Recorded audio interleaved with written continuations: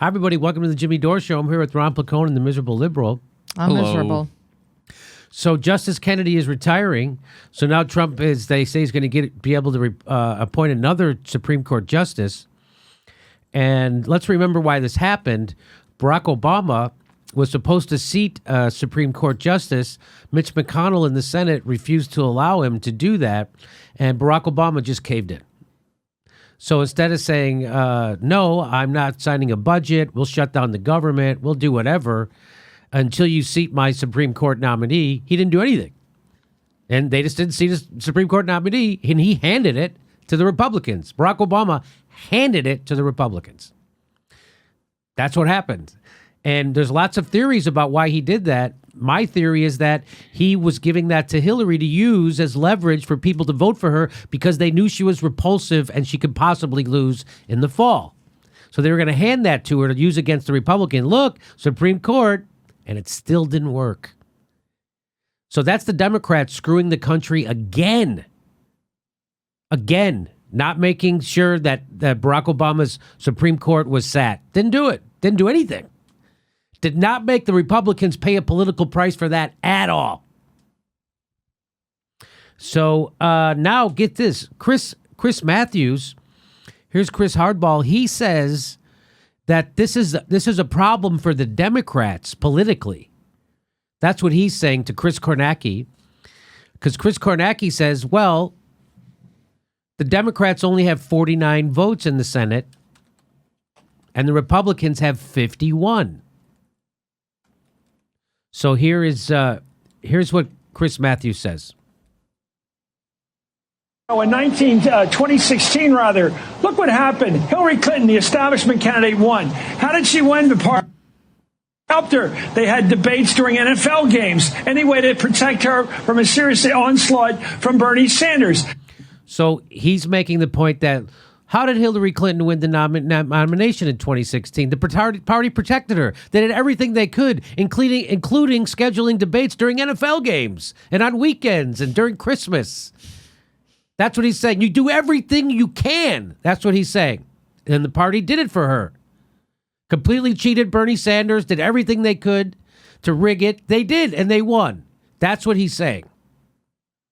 Then they go ahead and they lose. They never even got a vote of Merrick Garland for the Supreme Court. And now we're talking about having a vote in the next 4 or 5 months, right before a midterm election on this, whoever Trump cooks up. I don't think the party leadership can survive this. How do you explain that you couldn't? I don't think this party leadership can survive this. He's saying Chuck Schumer, I guess. What is that? Who he means? Chuck? Does he mean Nancy Pelosi too? I don't know, but he's saying Chuck Schumer for sure.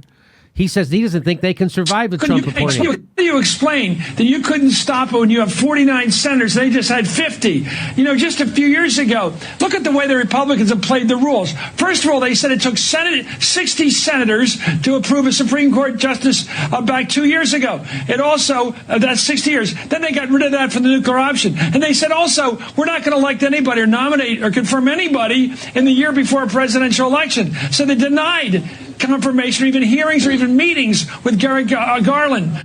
So he's saying, look what the Republicans do. They play hardball all the time, 24/7, up and down, sticking it right in you. That's what he's saying. Merrick Garland, the Democratic nominee of President Obama. And so they're playing all these games. It's 60 votes now. It's 50. Oh, by the way, we're not even going to have a vote on it. And here they come in and they say, well, let's do it nice now. Let's make sure we have a vote, even though we only have 50 votes to their 49. Let's have good order here. It's not going to happen. If Schumer goes along with that, the whole gang of them are going. Look what. So Chris Matthews is saying if Schumer does play nice, and that they're all going to be wiped out electorally. This is what Chris Matthews is saying. I don't think there's anything the Democrats can't do to lose power. I mean, I'm just saying that they've done everything horrible, and the leadership remains the leadership. Nancy Pelosi provided over the complete wipe out of the Democratic Party. She's still the leader. Chuck Schumer's still the leader, but this is his theory. So let's listen to it. He says if they don't do anything, and Trump's allowed to seat a right-wing justice, that they'll be out as leaders. This is what Chris Matthews is saying. And Joe Crowley yesterday, he's gone. The left of the Democratic Party, the progressive base of the party, and that's minorities, young people, millennials.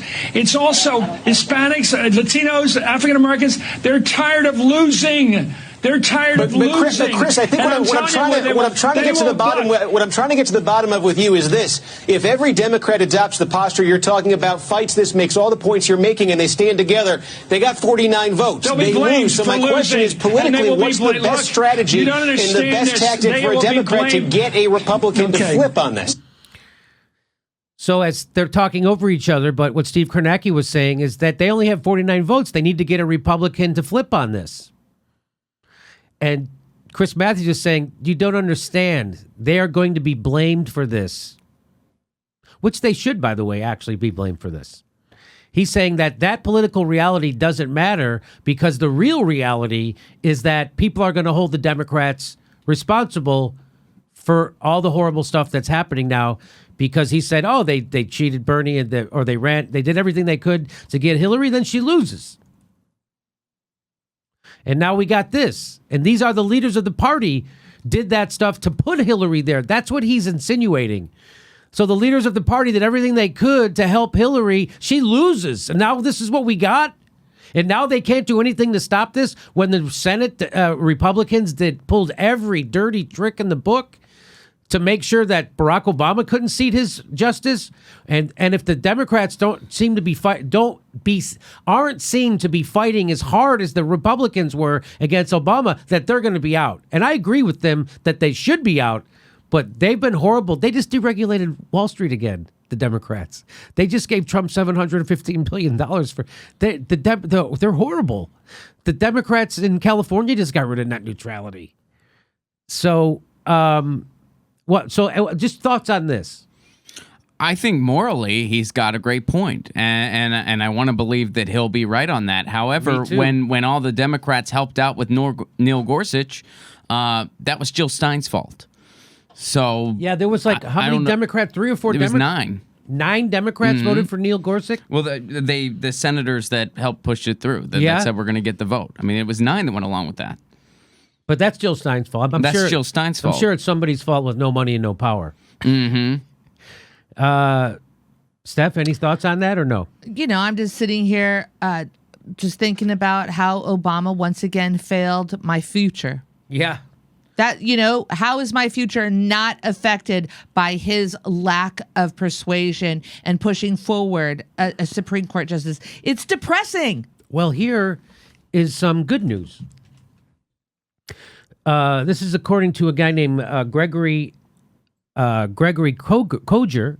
He says, here's how the Democrats can shut down the Senate. Now, he didn't write this article aimed at the Supreme Court situation. He has it aimed at a different situation. In fact, he wrote this on June 20th. So this was talking about how the Democrats could actually shut down the Senate and force the Republicans' hand. I'll read some of it to you. He says, let's say the Democrats want to shut down the Senate in order to force a vote on one of their own proposals. For example, a bill to prevent the federal government from separating parents and children as they seek asylum at our nation's borders. They can do it anytime they want. That's what this guy says. Because of Article 1, Section 5 of the Constitution, what it states is this: a majority of each shall constitute a quorum to do business, but a smaller number may adjourn from day to day, and may be authorized to compel the attendance of absent members in such manner and under such penalties as each house may provide. So what he's saying is that the Democrats could deny them a quorum, so they couldn't do business. That's what this guy's saying.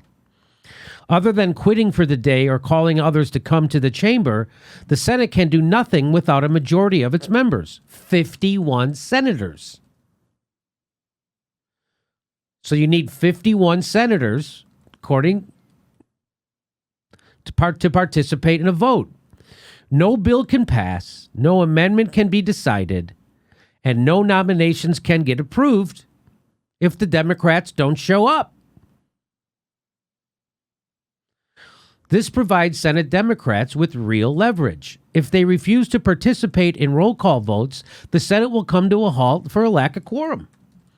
This tactic would put pressure on every Republican to be near the chamber whenever the Senate is in session, and Democrats are able to force a vote on any procedural question.